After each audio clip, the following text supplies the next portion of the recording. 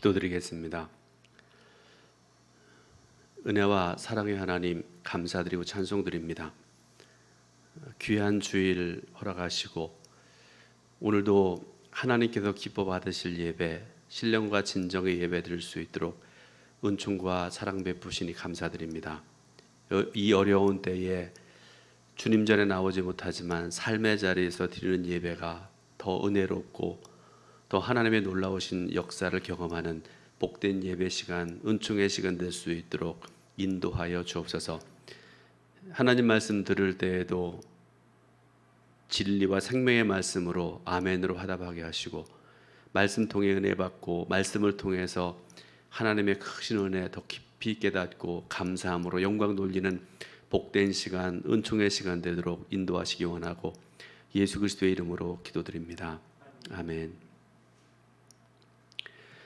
우리가 신앙생활하면서 오해하는 것들이 있습니다. 그 중에 가장 대표적인 것이 하나님께서는 우리가 기도할 때에 또 은혜를 구할 때에 그래 알았다, 쉽게 말해서 예스라고만 응답하신다는 그런 생각들을 하기 쉽습니다. 여러분은 어떻게 생각하십니까? 하나님께서 여러분들이 기도하실 때마다 그래, 무조건 그래, 오케이 그렇게만 대답을 하시는가요? 기도 생활을 보더라도 예를 들어서 말씀드려도 그렇습니다. 성도들 중에 예를 들어서 이런 기도를 한다고 가정을 한번 해보는데요. 하나님, 남편이 이번에 부장으로 승진을 해야 됩니다. 반드시 이루어 주실 줄 믿습니다. 그렇게 기도했다고 칩시다. 그럴 때 남편이 부장으로 승진하던가요, 안 하던가요? 그 믿음의 아내들이 남편 부장 되게 해달라고 기도할 때마다 다 기도한다고 그러면 과장은 누구 합니까? 대리는 누구 합니까? 모든 회사원들이 부장이 될 수 없지 않습니까? 하나님께서는 성도가 드리는 기도에 반드시 응답하신다는 사실은 분명한 사실입니다. 그런데 때로 하나님께서는 우리의 기도에 노라고 응답하시는 경우들이 굉장히 많습니다. 그 예를 하나 여러분들에게 좀 말씀드리려고 그러는데요. 바울의 경우입니다. 무언지 모르지만 바울의 그 연약함이라는 게 무언지 우리는 모릅니다. 성경에 구체적으로 나와 있지 않는데요. 육신의 연약함으로 인해서 하나님께 고쳐달라고 기도하잖아요. 3번씩이나 기도했다 이렇게 말씀을 합니다. 그때 하나님께서 뭐라고 응답하셨는가 하는 그런 말씀을 보면요, 고린도 후서 12장 9절에 보니까 내 은혜가 내게 족하도다, 이는 내 능력이 약한 데서 온전하여짐이라 이렇게 말씀을 하세요. 뭐라고 대답하시는 거예요? 고쳐주겠다는 말씀입니까? 아니죠. 거절하시는 응답입니다. 하나님께서 이런 기도에 응답을 주실 때 아마도 성도들 중에 많은 사람들이 실망하고 불평하게 될 것입니다. 그런데 바울은요, 역시 위대한 믿음의 사람임에 틀림이 없습니다.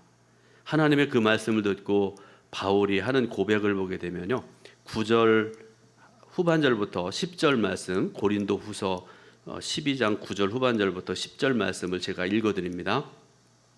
그러므로 도리어 크게 기뻐함으로 나의 여러 약한 것들에 대하여 자랑하리니 이는 그리스도의 능력이 내게 머물게 하려 함이라. 그러므로 내가 그리스도를 위하여 약한 것들과 능욕과 궁핍과 박해와 곤고를 기뻐하노니 이는 내가 약한 그때 강함이라. 아멘. 우리는 오늘 또 다른 거절하신 하나님의 은혜를 경험하게 되는데, 오늘 읽은 말씀 중에 6절부터 7절 말씀 보니까 또 하나님 이렇게 말씀을 하시죠. 성령이 아시아에도 말씀을 전하지 못하게 하시거늘 그들이 부르기아와 갈라디아 땅으로 다녀가 무시아 앞에 이르러 비두니아로 가고자 애쓰되 예수의 영이 허락하지 아니하시는지라 이렇게 말씀을 하세요. 이 말씀의 배경을 여러분들에게 좀 잠깐 설명을 해드리려고 그러는데요. 사도행전 9장 1절부터 19절 말씀 보면 그 유명한 바울의 회심 사건이 기록되어 있습니다. 그 회심의 과정들 여러분들 너무나 유명한 말씀이기 때문에 잘 알고 계시라고 생각을 하고요. 마지막 부분을 여러분들에게 좀 말씀드리자고 그러면, 주께서 부르심을 받고 엎드린 바울에게 하시는 말씀이 15절에 기록이 되어 있습니다. 가라, 이 사람은 내 이름을 이방인과 임금들과 이스라엘 자손들에게 전하기 위하여 택한 나의 그릇이라 이렇게 말씀을 하세요. 말씀 중에서 이 사람은 내 이름을 이방인에게 전하기 위하여 택한 나의 그릇이라는 부분에 집중해서 생각을 해보는데요. 이 말씀이 전에는요, 그 이전에는 하나님께서 어떻게 주신 말씀인가 하면 사도행전 1장 8절에도 유명한 말씀을 주고 계시잖아요. 제자들이 성령을 받으면 권능을 받아서 예루살렘과 유대와 사마리아와 땅 끝까지 이르러 내 증인이 되리라고 하신 그 말씀 여러분 기억나시죠? 그 말씀을 한번 자세히 한번 생각을 해보세요. 조금은 막연한 그런 말씀이잖아요. 구체적으로 말씀하신 거 아니고요. 성령 임하게 되면 성령 아직 임한 거 아닙니다. 앞으로 임하게 될 텐데 이런 일들이 앞으로 일어나게 될 것이다라는 그런 조금은 막연한 그런 말씀을 주신 것밖에는 없었습니다. 그런데 사울을 찾아오셔서 변화시키신 하나님께서 분명하고도 명확한 사명을 그에게 주신 것인데요. 하나님께서 주신 사명, 복음을 전하라고 하신 그 지경의 과정을 한번 생각을 해보시기 바랍니다. 사도행전 1장 8절에 하셨던 말씀인데요. 예루살렘, 거기서 또 조금 넓히면 유대, 조금 더 넓히면 사마리아, 나중에는 어디까지 말씀하는 거면 땅 끝까지 이렇게 말씀하시잖아요. 자, 그 중에서 예루살렘과 유대는 유대인들의 지경이니까 여러분 생각해 보시면 될 것 같고요. 사마리아를 여러분들에게 좀 말씀을 드리자 그러면 이 사마리아라는 곳은요, 북이스라엘 왕국의 수도입니다. 북이스라엘 왕국의 중심 지역입니다. 그런데 기원전 722년에 아수르에 의해서 북이스라엘 왕국이 멸망을 당하고 난 다음에 사마리아는 이방인의 도시가 되어버렸어요. 여러분 잘 아시잖아요. 아수르 사람들이 자기 사람들을 강제 이주시키고 또 사마리아 살고 있던 유대인들을 강제 또 이주시키고 이래가지고 강제로 결혼도 시키고 이래가지고 이방인의 땅으로 만들어버린, 여러분 그거 잘 아시잖아요. 또 하나 땅끝이라는 말의 의미를 여러분들에게 말씀드리는데요. 땅끝이라는 말의 본래 의미는요, 모든 국가들 그런 뜻입니다. 그러니까 모든 국가들 가운데 가장 가까운 국가가 어떤 나라인가 하면 지금의 터키, 성경에서 말씀하는 소아시아라고 생각을 하시면 됩니다. 그런데 사명을 이렇게 분명하게 주셨던 예수님께서 오늘 본문 말씀에 오게 되니까 2번씩이나 막으세요. 못 가게 하십니다. 6절 보니까 뭐라고 말씀하세요? 아시아에서 말씀을 전하지 못하게 하시거늘, 또 7절 중에도 보게 되니까요, 예수의 영이 허락하지 아니하시는지라 이렇게 말씀을 하십니다. 우리가 이런 것을 가리켜서 모순이라는 말을 써요. 그거를 여러분들에게 설명드릴 시간은 없고요. 이 모순이라는 말은 중국의 유명한 고사인데요. 무슨 뜻을 가지고 있는 말인가 하면 말이나 행동 또는 사실의 앞뒤가 맞지 않는다, 그런 뜻을 가지고 있는 말입니다. 말이 있긴 한데요, 앞뒤가 안 맞는 그 말씀을 한다는 그런 말씀 아니겠습니까? 한번 생각을 해보세요.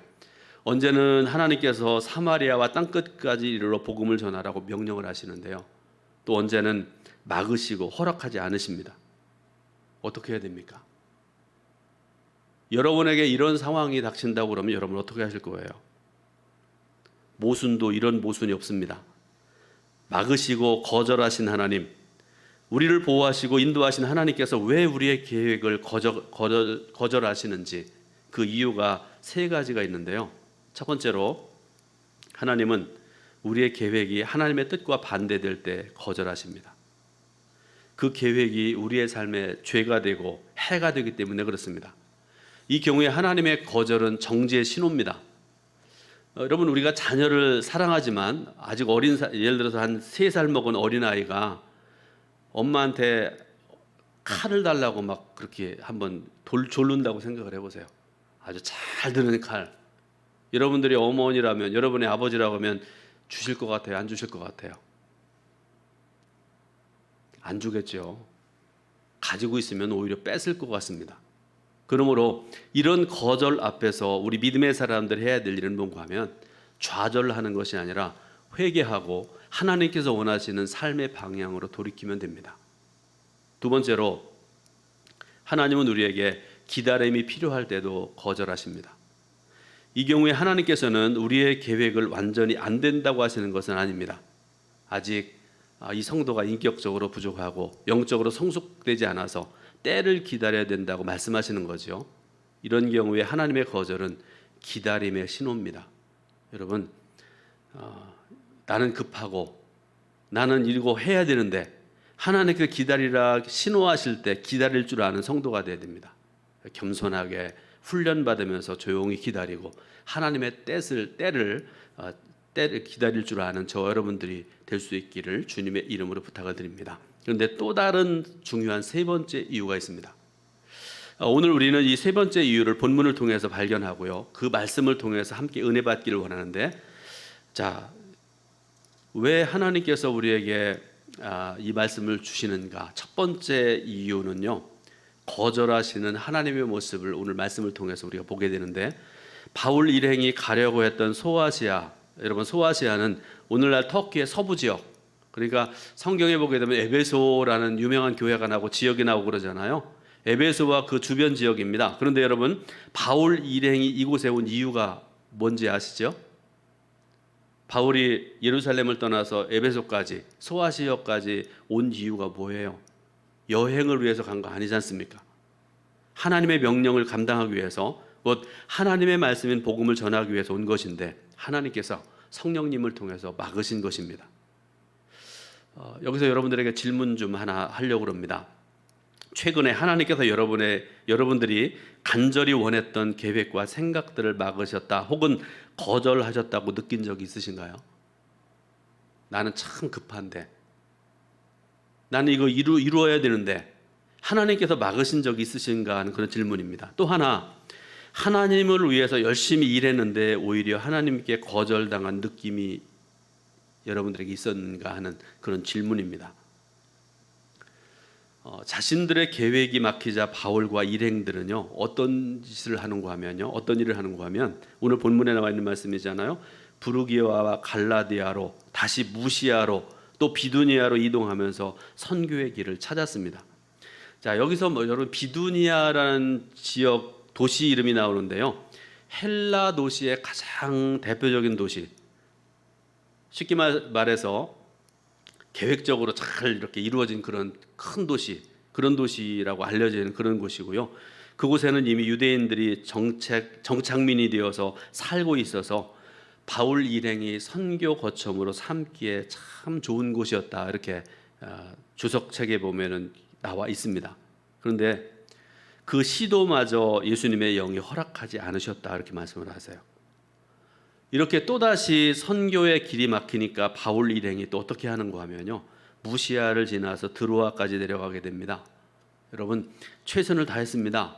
그런데도 불구하고 한계에 부딪힌 그런 상황입니다. 우리가 어떤 계획을 세우고 그것을 이루고자 최선을 다했지만 번번이 막히면 일반적으로 좌절하기 쉽습니다. 제가 어느 목사님으로부터 들은 이야기인데요, 그 교회 집사님이 작지만 괜찮은 사업을 경영하고 있었다고 그러는데요, 그 집사님은 천성이 성실한 사람이고요, 남한테 사기를 치거나 그런 분도 아니라고 그래요. 정직하게 신실하게 일하는 그런 사람이었다고 그러는데요. 그리고 또 하나, 그분이 그 기업을 시작하면서 목사님한테 기도 제목을 내놨던 게 뭔가 하면, 이 기업을 통해서 하나님의 영광을 드러내기 원합니다. 그렇게 시작하고서 이제 기업을 했는데 처음에는 괜찮았다고 그래요. 그런데 얼마 지나지 않아서 큰 어려움을 겪게 되는데요, 사업체 부도가 났다고 그래요. 부도가 뭔지 여러분 아시잖아요. 그런 중에 몸까지 아프게 됐습니다. 또 하나, 어려움, 여러분 고난은 겹쳐온다는 그런 얘기도 있잖아요. 그 와중에 아내와의 관계도 좀 어려워지는 그런 지경에까지 이르게 됐다고 그래요. 그래서 집사님이 목사님을 찾아와서 목사님한테 그랬다고 그래요. 이렇게까지 최선을 다하며 사는데 하나님은 너무하십니다. 숨은 좀 쉬게 해주셔야 되죠. 목사님 앞에서 서럽게 울어서 자기도 같이 울었다, 그런 얘기를 들은 얘기가 기억이 있습니다. 바울 일행에게도, 오늘 우리에게도 하나님의 막으심과 거절은 분명히 영적인 진통을 줍니다. 나는 이렇게 원하는데, 나는 이렇게 소원하는데 하나님 왜 내 상황 속에서 이렇게 하나님 거절하십니까?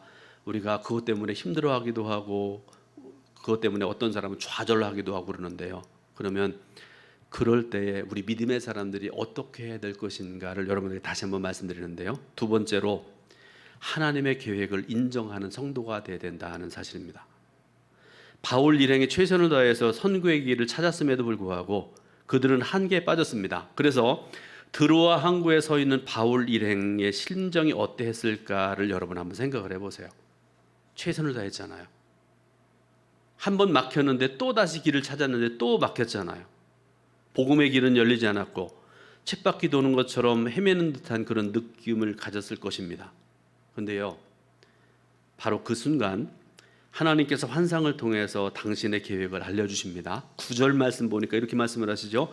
밤에 환상이 바울에게 보이니 마게도니아 사람 하나가 서서 그에게 청하여 이르되 마게도니아로 건너와서 우리를 도우라 하거늘, 이렇게 말씀을 하십니다.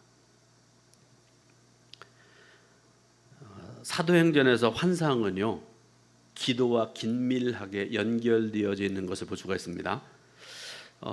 사도행전 9장에 바울이 다메섹 도상에서 예수님을 만난 후에 3일 동안 금식하며 기도할 때 하나님께서 어떤 대책을 세우시는가 하면 아나니아로 하여금 안수하여서 그를 다시 보게 하는 환상을 보여주십니다. 또 10장에 보게 되면요, 고넬료가 기도하던 중에 하나님의 사자의 환상을 보게 됩니다. 또 하나님께서 또 어떤 것을 보여주시는가 하면 베드로도 기도하다가 큰 보자기 환상을 보게 하시는 그런 놀라운 역사를 경험하게 되죠. 그러면 우리가 여기서 생각해 봐야 될 것이 있습니다. 바울이 환상을 본 것은 우연한 것이 아니라 기도의 응답으로 주신 것이라는 사실입니다. 바울 일행은 자신들의 계획을 내려놓고 하나님께서 계획하신 마게도니아로 가기를 힘썼습니다. 본문 10절에 보니까 이렇게 말씀을 하시죠. 바울이 그 환상을 보았을 때 우리가 곧 마게도니아로 떠나기를 힘쓰니 이는 하나님이 저 사람들에게 복음을 전하라고 우리를 부르신 줄로 인정함일러라. 아멘. 참으로 놀라운 믿음입니다. 큰 믿음이 아닐 수가 없습니다. 바울 일행이 소아시아를 보고 있을 때 하나님께서는 마게도니아를 보고 계셨습니다. 바울 일행이 아시아 선교를 계획할 때 하나님은 유럽 선교를 계획하고 계셨습니다. 그래서 바울 일행이 하나님의 놀라운 계획을 알고 순종해서 마게도니아로 즉시 행보를 옮김으로 역사적인 유럽 선교의 문이 열리게 된 줄로 믿으시길 바랍니다. 마지막으로 한계를 넘어서 오늘 우리들도 마게도니아로 가야 됩니다. 본문을 통해서 하나님의 거절에 대한 세 번째 이유를 우리가 알 수 있는데요, 하나님께서는 당신의 계획이 있으실 때 때때로 우리의 계획을 거절하십니다. 하나님의 계획이 우리의 생각과 우리의 계획보다 더 낫기 때문에 하나님께서 그렇게 하시는 거예요. 그렇다면 이때 주어지는 하나님의 거절은 정지의 신호가 아닙니다. 기다림의 신호도 아닙니다. 인정과 순종의 신호입니다. 그러므로 사랑하는 성도 여러분, 하나님의 계획이 최선의 계획임을 믿으시길 바랍니다. 그것을 인정하시기 바랍니다. 하나님의 계획의 최선임을 인정한다면 우리의 계획을, 내 생각을 내려놓으시기 바라고요. 순종하시는 여러분 되시기를 주님의 이름으로 축원드립니다. 하나님께서는 바울 일행이 그랬던 것처럼 우리가 한계를 넘어 하나님께서 계획해 두신 우리의 마게도니아로 가기를 원하십니다. 내게 익숙한 것을 벗어나서 하나님께서 예비하신 새로운 길을 걸어가기를 원하시는 하나님이십니다. 내 계획으로는 이룰 수 없는 하나님의 놀라운 역사를 경험하기를 바라고 계십니다. 그렇다면 지금 우리가 해야 될 일이 무엇인가? 오늘 본문은 우리에게 두 가지를 말씀을 하십니다. 오늘 결론적으로 말씀드립니다. 첫 번째로 하나님께서 우리에게 맡기신 일에 최선을 다하는 것입니다.